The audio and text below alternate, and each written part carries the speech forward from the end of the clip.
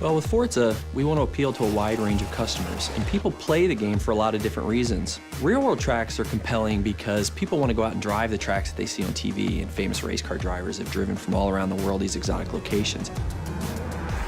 Hockenheim in particular was a great opportunity for us to get a track in Germany and have some balance across Europe. Hockenheim's a great track. It's been in DTM, it's been in lots of great sports car racing as well as other types of racing around the world. It's a really old track. It's a very high-speed track. So it had a lot of great components for us. Hockenheim is very different from the Alps. It's in the middle of Germany, so it's one of the flattest tracks in the world. There really isn't any elevation change to the track itself.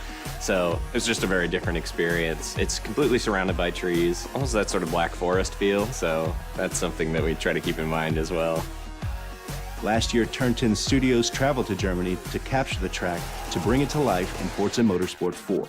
First thing we wanted to do was drive around the track and get multiple perspectives of video for reference, and that really helps us get a good feeling for the track and help the other artists that weren't fortunate enough to come on the trip, people to get a real perspective of how things correlate to one another. My plan was to capture every square inch of this place, from the smallest details like tire skids to spherical panoramas. Between the three of us, I would estimate that we won't be leaving this track with less than 10,000 photos. We have many different techniques for capturing the track. One of them is that we lay down GPS splines. So we'll actually walk or drive around the track with different GPS devices so that we can accurately reproduce the topography and the camber of the track. There's a guy that wears this military-grade GPS harness with his little antenna.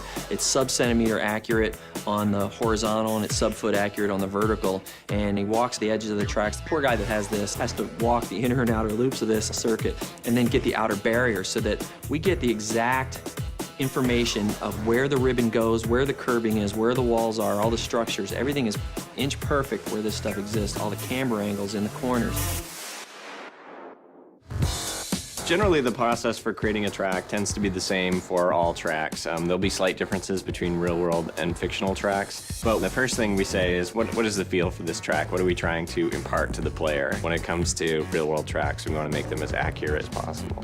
Hockenheim in particular, that comes down to the Mercedes grandstand. There's a grandstand there that's shaped like a giant C, and it dominates the entire track. It's almost like a monument to the area itself, so we put a lot of detail into it.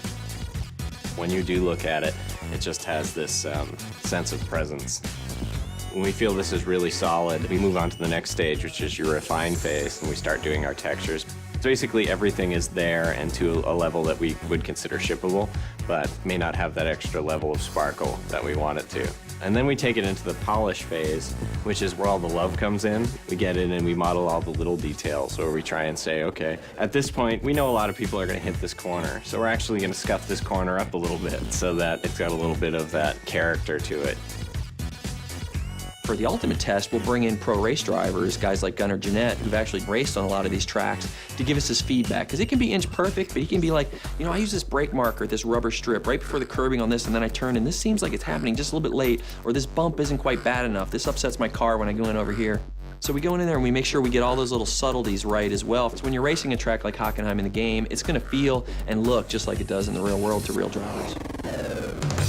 We've measured, we've filmed, and we've photographed. It's time to take all of that source material and bring it to life. Here it is in all its glory in Forza Motorsport 4, it's Hockenheim.